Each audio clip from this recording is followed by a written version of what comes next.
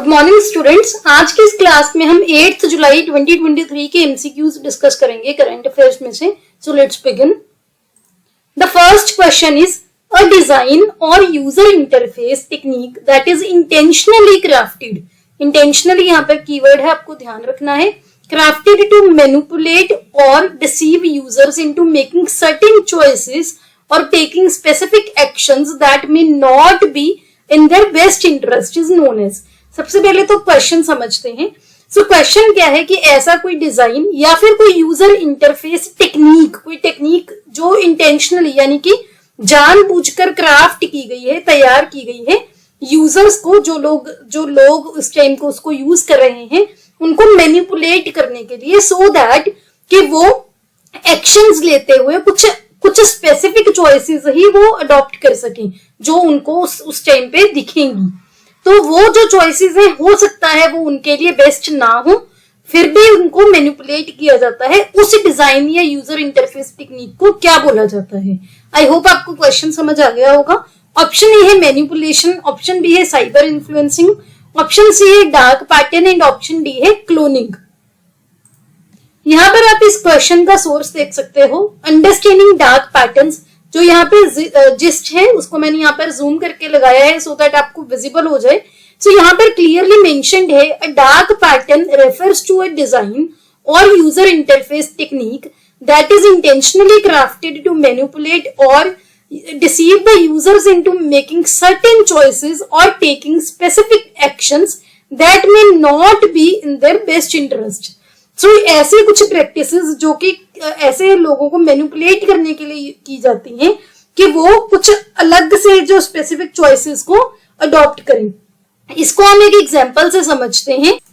सो इसकी एक एग्जांपल आप ऐसे देख सकते हो। सपोज आप ऑनलाइन शॉपिंग कर रहे हो, लेकिन आपने मान लो आपको 10 प्रोडक्ट वहां पर दिख रहे थे, आपने उसमें से 2 प्रोडक्ट को अपनी कार्ट में ऐड किया कि मैं ये परचेज करूंगा। लेकिन जब आप अपनी कार्ट ओपन करते हो उसी ऐप पे, उसी वेबसाइट पे, ज्यादा आपकी जो चॉइसेस थी उससे ज्यादा कार्ट में आपको आइटम्स दिखेंगी। तो वो एक एग्जांपल है डार्क पैटर्न की। आई होप आपको क्लियर हो गया होगा। स्टिल आपको नहीं क्लियर हुआ आप कमेंट सेक्शन में पूछ सकते हैं। इसके अलावा आपको क्या ध्यान रखना है कि बहुत लोग ये सोचते हैं कि जो डार्क पैटर्न है इसका जो यूज है ये एक बिजनेस स्ट्रेटेजी है, और अगर इसकी लीगैलिटी की बात करें यानी कि ये एक लीगल है या नहीं है, तो ये एक कॉम्प्लेक्स मैटर है जिसका अभी कुछ भी आप कंक्लूजन पे नहीं पहुंच सकते। 30 जून 2023 को PIB को यानी कि प्रेस इंफॉर्मेशन ब्यूरो की इंफॉर्मेशन के according major Indian online market places, जो इंडिया में मार्केट प्लेसेस हैं, जो ई कॉमर्स के मार्केट प्लेसेस हैं, उनको लेटर मिला है कहां से? डिपार्टमेंट ऑफ कंज्यूमर अफेयर्स से, और उनको वार्निंग मिली है against engaging in unfair trade practices by implementing dark patterns in their user interface to influence the customer choices. तो आपको ये जो डिपार्टमेंट है इसका भी ध्यान रखना है, किसके लिए है ये भी ध्यान रखना है। अगर आपको यहाँ पर भी क्लियरली विजिबल नहीं है, मैंने यहाँ पे अलग से टाइप भी कर दिया है, आप यहाँ पर देख सकते हैं। तो यहाँ पर आप देख सकते हो इसका आंसर है option C, that is a dark pattern. बहुत इंपॉर्टेंट है, ऐसे क्वेश्चंस बहुत कॉमन एग्जाम्स में पूछे जाते हैं, आपको ध्यान रखना है। The next question is recently which organisation adopted the marine biodiversity of areas beyond national jurisdiction, जिसको इन शॉर्ट BBNJ बोला जाता है। ऑप्शन ए है G20, ऑप्शन बी है SCO, ऑप्शन सी है UN यानी कि यूनाइटेड नेशंस, SCO मतलब Shanghai cooperation organisation, option D है IMF यानी कि इंटरनेशनल मॉनेटरी फंड। तो इनमें से कौन सी ऑर्गेनाइजेशन ने marine biodiversity of areas beyond national jurisdiction adopt किया है? यहाँ पर आप इस क्वेश्चन का भी सोर्स देख सकते हो। सबसे पहले तो आपको ये ध्यान रखना है कि जो marine biodiversity of areas beyond national jurisdiction है उसको हाई सीज ट्रीटी भी बोला जाता है। मैंने इंटेंशनली इसको हाई सीज ट्रीटी नहीं लिखा क्योंकि उससे आप शायद इजीली गेस कर लेते, और जो एग्जामिनर है उसकी टेंडेंसी रहती है कि वो आपको किसी और नाम से पूछेगा, कि वो आपको चेक करता है आप कितनी नॉलेज रखते हो। तो आपको ये ध्यान रखना है कि जो BBNJ है इसको हाई सीज ट्रीटी के नाम से जाना जाता है। हमने इसको वीकली करंट अफेयर में डिस्कस भी किया था। इस ट्रीटी का एम क्या है? जो क्रिटिकल इश्यूज हैं, कैसे, जैसे अभी ग्लोबल वार्मिंग की वजह से सी सरफेस का जो टेम्परेचर है वो बढ़ रहा है, जो मरीन बायोडाइवर्सिटी है, जो पानी वाली बायोडाइवर्सिटी है, उसकी ओवर एक्सप्लॉयटेशन हो रही है, ओवर फिशिंग हो रही है, जो कोस्टल एरियाज हैं वहां पर जो पोल्यूशन है और जो अनसस्टेनेबल प्रैक्टिसेस हैं बियॉन्ड द नेशनल जुरिस्डिक्शन, उन सभी को ये एड्रेस करेगी ये ट्रीटी। और यूएन ने ऐसी ट्रीटी पहली बार अडॉप्ट की है, तो आपको ये ध्यान रखना है, बहुत इंपॉर्टेंट है। बहुत सारी डेवलप्ड कंट्रीज ने, जो डेवलप्ड नेशंस है जैसे यूएसए हो गया, उन्होंने इस ट्रीटी को अपोज किया है और उन्होंने बोला है कि हम प्राइवेट एंटिटीज के साथ खड़े हैं, क्योंकि जो एडवांस्ड रिसर्च एंड डेवलपमेंट है मरीन टेक्नोलॉजी के लिए, उसके लिए ये चीजें जरूरी है। तो आपको ये ध्यान रखना है, हाई सीज ट्रीटी पूछ ले, चाहे marine biodiversity of areas beyond national jurisdiction पूछ ले, तो इसका आंसर है यूनाइटेड नेशंस। तो इसका आंसर है option C, that is UN या United Nations. Next question is who appoints the जजेस of Supreme Court of India. जो honourable Supreme Court of India है, उनके जजेस को कौन अपॉइंट करता है? ऑप्शन ए है parliament of India, option B है प्रेसिडेंट ऑफ इंडिया, ऑप्शन सी है chief justice of India and option D है प्राइम मिनिस्टर ऑफ इंडिया। यहाँ पर कीवर्ड क्या है? अपॉइंट्स। तो आपको ध्यान रखना है। यहाँ पर आप इस क्वेश्चन का भी सोर्स देख सकते हो। सो रिसेंटली जो कॉलेजियम होता है, जो जजेस के नाम को रिकमेंडेशन के लिए जो काम करता है, उन्होंने 2 हाई कोर्ट के चीफ जस्टिस को सुप्रीम कोर्ट ऑफ इंडिया के जजेस के लिए उन्होंने उनका नाम दिया है। तो यहाँ पर आपको ध्यान रखना है कि जो जजेस होते हैं सुप्रीम कोर्ट के, ऑल्दो जो कॉलेजियम होता है उनके नाम रिकमेंड करता है, लेकिन उनको अपॉइंट कौन करता है? President of India. बहुत इंपॉर्टेंट क्वेश्चन है। कौन से आर्टिकल के under? Article 124 of the constitution के अंडर।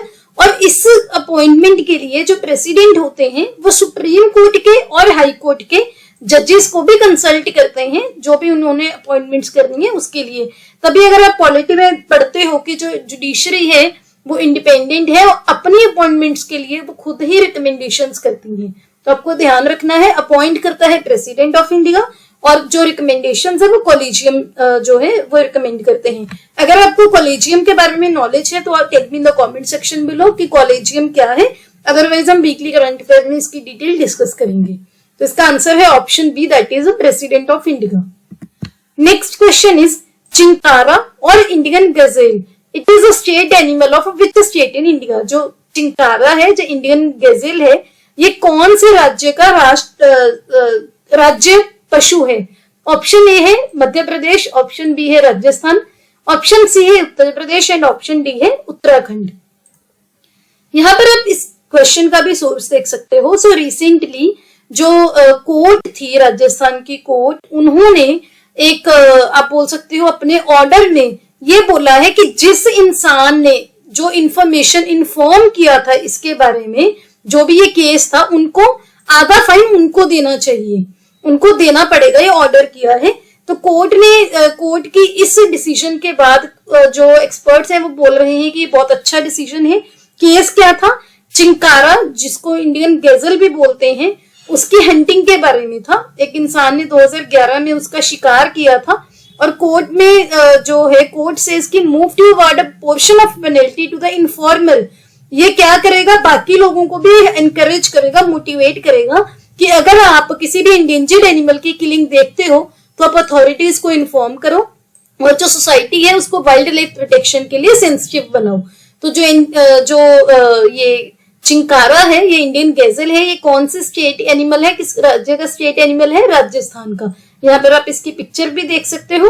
बहुत इंपॉर्टेंट क्वेश्चन है, आपको ध्यान रखना है। तो इसका आंसर है option B, that is Rajasthan. Next question is JIMEX is a bilateral exercise held between navies of dash. Option ए है India and UK, option B है इंडिया एंड जापान, ऑप्शन सी है India and USA and option D है India and Indonesia. तो जो JIMEX है ये किन देशों के नेवीज के बीच में बायलैटरल एक्सरसाइज होती है? इसका आंसर है जो जिमेक्स है वो होती है जापान और इंडिया की नेवीज के बीच में एक मैरीटाइम एक्सरसाइज है। इंडियन नेवी इसको होस्ट कर रही है इस बार और ये 7th एडिशन है जिमेक्स का, जो कि विशाखापट्टनम में हो रही है 5th to 10th July 2023।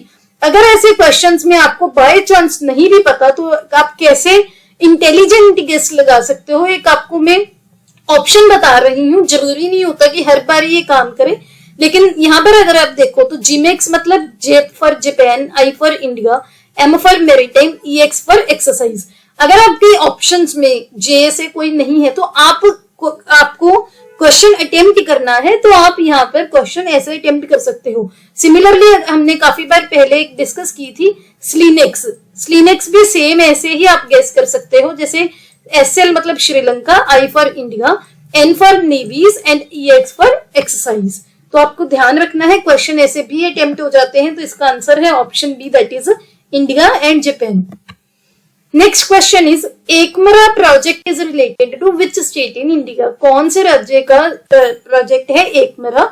Option A है वेस्ट बंगाल, ऑप्शन बी है आंध्र प्रदेश, ऑप्शन सी है उड़ीसा एंड ऑप्शन डी है कर्नाटका।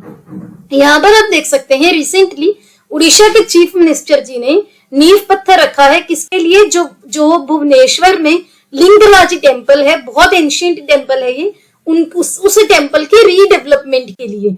अगर इसकी बात करें, ये जो एकमरा जो ये प्रोजेक्ट है इसकी लॉन्च ये हुआ था 2019 में। एकमरा क्षेत्र जिसका जो एंशिएंट नेम है भुवनेश्वर का, amenities and monument revival action Ekamra plan, इसके अंडर क्या है, जो उड़ीसा की गवर्नमेंट है उन्होंने प्लान किया है कि वो 80 एकड़ जो है इस जो लिंगराज टेम्पल है उसके अराउंड जो 80 एकड़ जमीन है उसको रीडेवलप करेंगे। तो जो लिंगराज टेम्पल है ये लॉर्ड शिवा को डेडिकेटेड है। अगर आपको ये पॉइंट भी ध्यान रखना है और ये भी ध्यान रखना है कि ये जो प्रोजेक्ट है किस स्टेट का है, तो इसका आंसर है option C, that is Orissa. Next question is which state will become the first state in India to recognise the community forest rights in addition to individual rights offered by the central government? कौन से राज्य पहला ऐसा राज्य बनेगा भारत का जो कि कम्युनिटी के फॉरेस्ट राइट को रिकॉग्नाइज करेगा इंडिविजुअल राइट्स के साथ? ऑप्शन ए है तमिलनाडु, ऑप्शन बी है उड़ीसा, ऑप्शन सी है तेलंगाना एंड ऑप्शन डी है केरला।